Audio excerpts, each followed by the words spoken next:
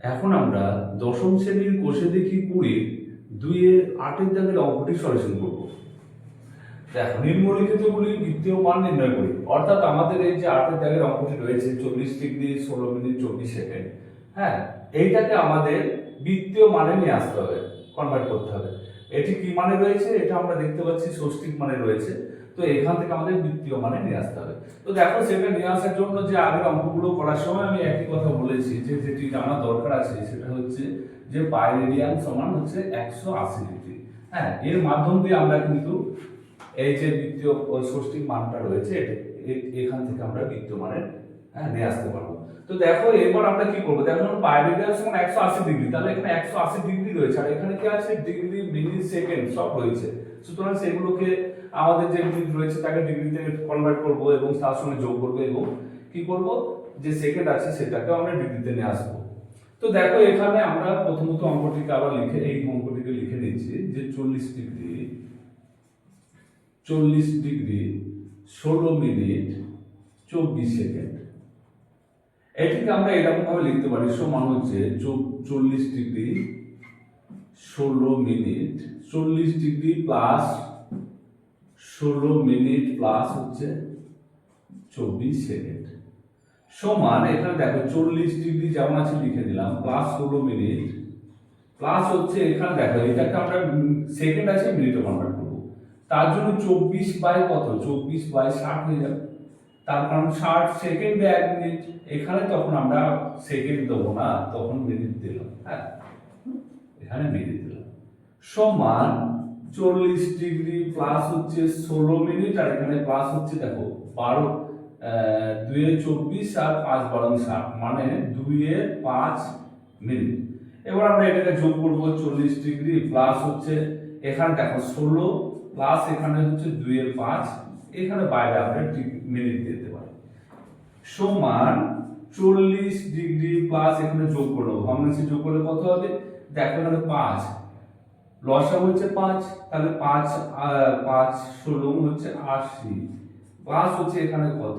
5 5 minute 2 সমান হচ্ছে 40 degree plus হচ্ছে এখানে 82, 80 আর 2 82 বাই 5, এখানে এটা হচ্ছে কি 82 বাই 5 হচ্ছে মিনিট। এখানে আমরা এটাকেও দিতে পারি মিনিট বলে, আর এখানে মিনিট। তার মানে এবার মিনিটকে আমরা কি করব? মিনিটকে আমরা 40 ডিগ্রি প্লাস হচ্ছে 82 বাই 5 মিনিট ছিল, সেই মিনিটটাকে আমরা সেকেন্ডে কনভার্ট এই ডিগ্রিতে। তাহলে মিনিট কত মিনিটে 1 ডিগ্রি? আমরা জানি 60 মিনিটে 1 ডিগ্রি, তাহলে এখানে আমরা ইনটু 60 গুণ করে দেব, এখানে তখন ডিগ্রি হয়ে যাবে। এবার দেখো পরের লাইন আমরা কাটা সমান সমান সমান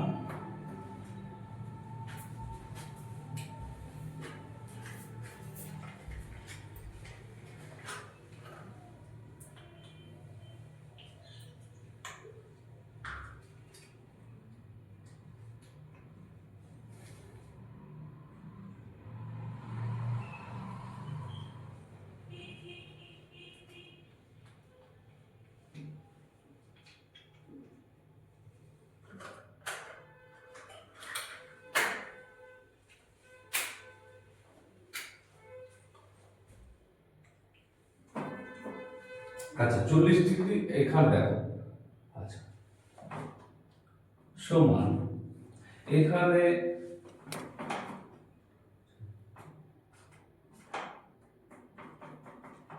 সমান এখানে 40 ডিগ্রি যেমন আছে 40 ডিগ্রি প্লাস কত? 80, এটা যদি কেটে নেই দেখো এখানে হচ্ছে 82, এখানে 30 দিয়ে 60, আর এখানে হচ্ছে 41 দিয়ে 82, 41 দিয়ে 82, তাহলে এখানে হয়ে যাচ্ছে 41 বাই এখানে কত? এখানে 5 3 পাশে 150, 150। আচ্ছা, এটাও ডিগ্রি, তাই তো? সমান দিয়ে দেখো এখানে আমরা ভগ্নাংশে যোগ করব, 150 লসাগু, তাহলে 150 যদি লসাগু হবে তাহলে এখানে দেখো 150 এর সঙ্গে 4 4 15 60, তাহলে 60 একটা শূন্য দুটো শূন্য, এত ডিগ্রি প্লাস হচ্ছে কত? এখানে মিলে গেছে, তাহলে 41 ডিগ্রি সমান যোগ করে দিচ্ছি, তাহলে 6041 ডিগ্রি বাই 150, 6041 ডিগ্রি হলো। হ্যাঁ, তো এইবার আমরা দেখো আমরা তাহলে ডিগ্রিতে পেয়ে গেছি, এবার তার বৃত্তীয় মান কত হবে সেটা লিখব।